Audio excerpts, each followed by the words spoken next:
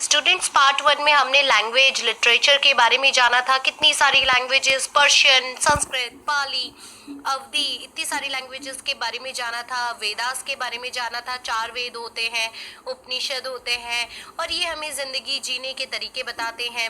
Literatures के बारे में जाना था कि आर्यंकास कौन से लिटरेचर थे। मिडेवल लिटरेचर के बारे में जाना था। साउथ इंडिया में और नॉर्थ इंडिया में अलग अलग जगह पर कौन कौन से लिटरेचर बहुत ही फेमस थे। इसके अलावा हमने काफ़ी सारे एम्परर्स जो थे उनके बारे में जाना था कि उनका क्या वर्क था लिटरेचर के कॉन्टेक्स्ट में। अब बात करते हैं यूनिवर्सिटीज़ की कि किस तरह की यूनिवर्सिटीज़ हमारे पास में उस समय पे थी। तो the ancient universities of India, तो सबसे पहले है बच्चों Nalanda. Ancient Nalanda university was situated at Bandgaon village of Patna district in Bihar. The Nalanda gave more importance in Buddhist and Jain traditions। तो स्टूडेंट्स ये सबसे पुरानी यूनिवर्सिटी है जो हमारे देश में थी, पटना बिहार डिस्ट्रिक्ट में, और यहाँ पे बुद्धिस्ट एंड जैन ट्रेडिशन को सबसे ज़्यादा इंपॉर्टेंस दी जाती थी। This ancient university also became pilgrimage of Jains as Mahavir Swami had performed 14 Chaturmas here. और ये एक तरीके से बहुत इंपॉर्टेंट प्लेस भी है, धार्मिक स्थल बन गया है, क्योंकि जैन महावीर स्वामी ने यहाँ पर उनका जो चतुर्मास एक फास्ट होता है वो उन्होंने यहाँ पे कंप्लीट किया है। In the 5th century, Kumar Gupta had built a monastery here. Since then, fame of Nalanda had increased, और तभी से इसका जो फेम है वो बहुत ज़्यादा बढ़ गया है। There were thousands of priceless treasures of manuscript. This was a pious place of Indian culture. Pious यानी पूजा जाने वाला बहुत इंपॉर्टेंट प्लेस है ये, जहाँ पे बहुत सारी मैन्यूस्क्रिप्ट्स हैं। मैन्यूस्क्रिप्ट्स मतलब जो हाथ से लिखे हुए उस समय के बुक्स वगैरह होते हैं, वो सब कुछ यहाँ पर पाए जाते हैं। Students from various parts of the world used to come here for study. The great traveler Yung Sang also came here.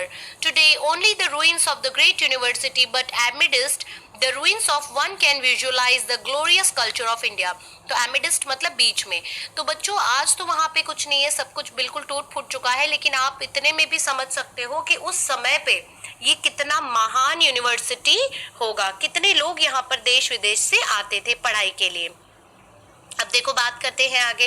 A student who passed out from Nalanda was considered the ideal student of India. जो बच्चा Nalanda university से पढ़ लेता था उसको ideal यानी best student माना जाता था। During 5th to 11th century education was best at Nalanda and in India at the time had best libraries of the world were available. तो 5th सेंचुरी तक तो बहुत ही ज़्यादा फेमस थी ये यूनिवर्सिटी और यहाँ पर दुनिया भर की बुक्स अवेलेबल थी। Many students of India had and abroad used to come for study and research in the library of Takshashila as well as in Nalanda University. Yun Sang took 657 books from here to China. हमारे देश से 657 books वो China लेकर गया था। Yun Sang visited in the 7th century. There were 7 huge halls। उस समय पे जब भी कोई ट्रैवलर आता है तो वो हर जगह की डिटेल अपने साथ लिख कर ले जाता है, तो उसी की मैन्यूस्क्रिप्ट में से हमें सब पता चला कि उस समय यहाँ पे बड़े बड़े 7 ह्यूज हॉल्स थे या सेक्शंस कह लो in the university. There were 300 rooms for delivering lectures, और 300 से भी ज़्यादा रूम्स थे जहाँ पे लेक्चर्स दिए जाते थे। Special monasteries were built for dwelling of students. Many villages were donated for university sustenance। बहुत सारे गांव के गांव लोगों ने डोनेट कर दी थी यूनिवर्सिटी को चलाने के लिए। Food and clothing facilities were provided free of cost from the earnings obtained from those villages। और उसी villages से जो भी अर्निंग होती थी वो सब यहाँ पे बच्चों के खाने पीने के लिए फ्री ऑफ कॉस्ट डोनेट कर दी जाती थी। इट्स बुक्स रिपोजिटरी यानी library area was known as Dharmaganj, और जहाँ पे बुक्स रखी जाती थी लाइब्रेरी एरिया को धर्मगंज कहा जाता था, जहाँ से धर्म के बारे में बच्चे सीखते थे।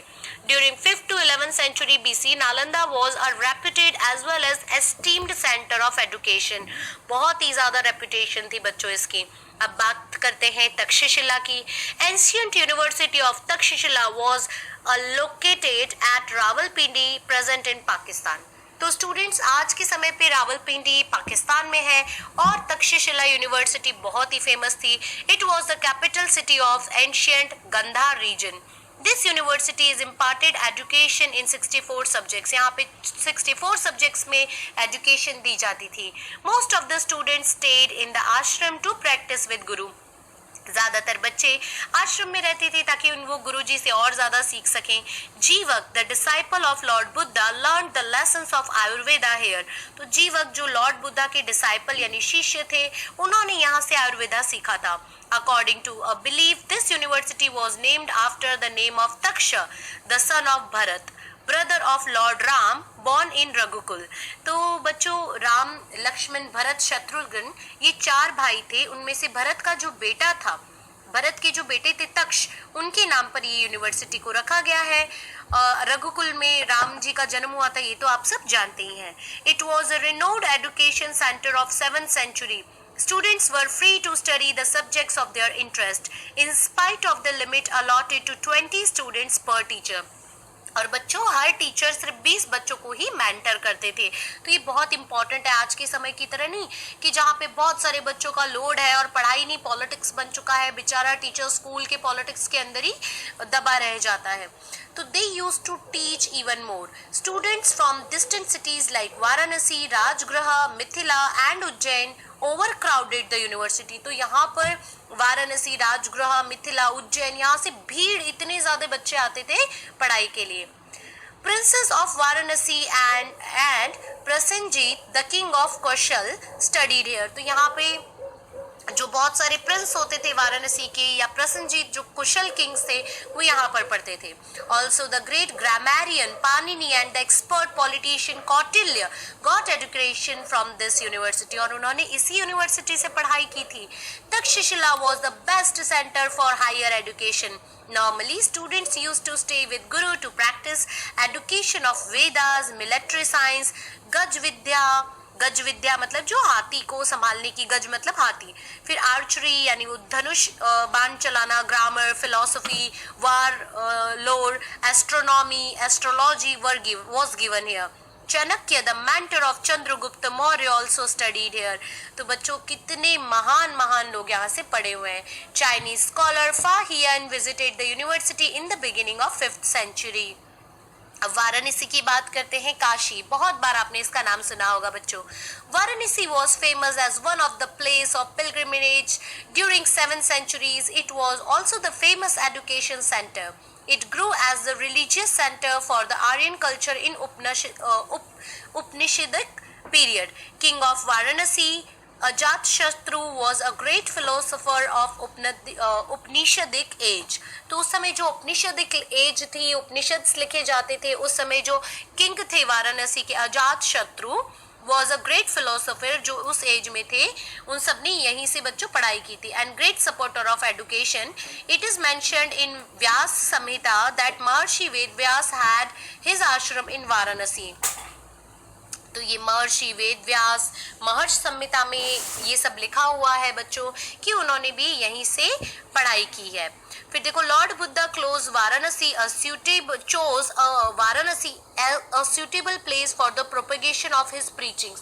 तो लॉर्ड बुद्ध, भगवान बुद्ध ने भी वाराणसी को ही चुना था पढ़ाने के लिए, लोगों को ज्ञान बांटने के लिए. प्रोपोगेशन मतलब फैलाना, प्रीचिंग्स यानी जो भी वो ज्ञान देते थे.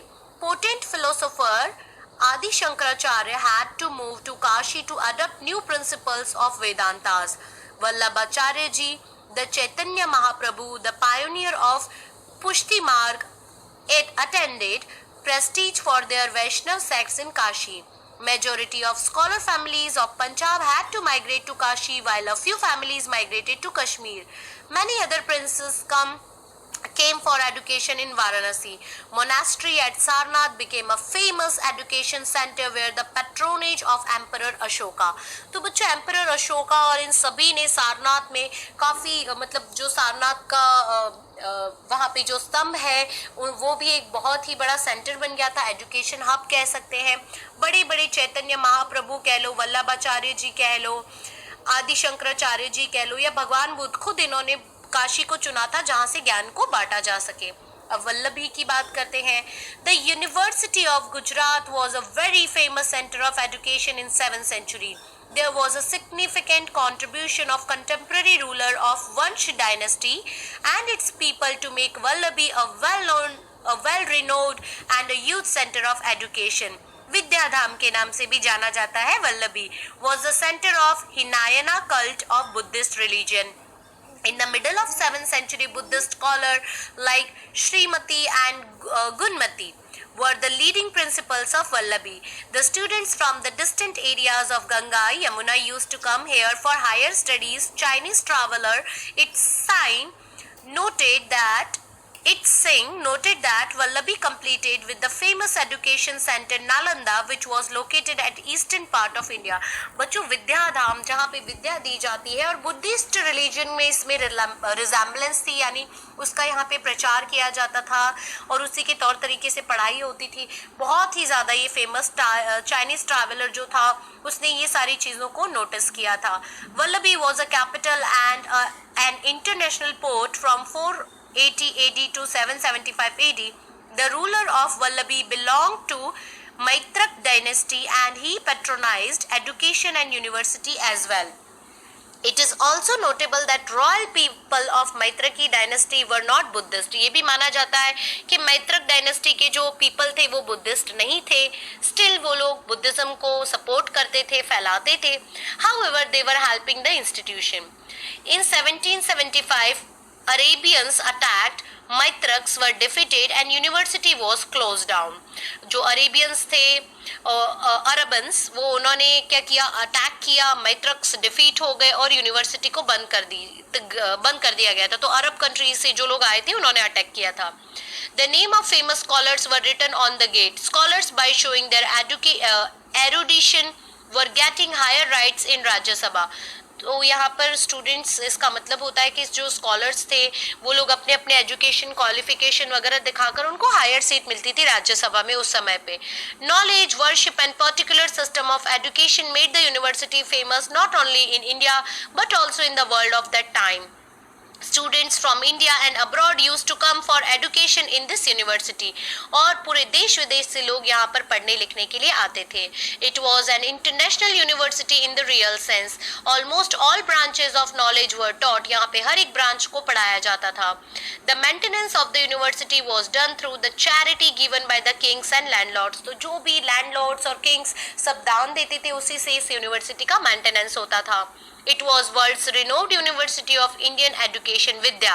तो भारत में एजुकेशन के लिए इस यूनिवर्सिटी का बहुत नाम था, इसको बहुत जान पहचान मिली हुई थी. For the knowledge of arts and science, तो विज्ञान और आर्ट्स के लिए. तो स्टूडेंट्स ये था हमारा चैप्टर. बहुत ही अच्छा चैप्टर था जिसमें बहुत सारी ज्ञान की बातें जानने के लिए थी. ये न केवल आपको 10th के बोर्ड्स के लिए बल्कि बच्चों आगे अगर आप सिविल सर्विसेज या कोई भी कॉम्पिटिटिव एग्जाम के लिए प्रिपेयर करते हो तो वहाँ पे भी बहुत काम आएगा.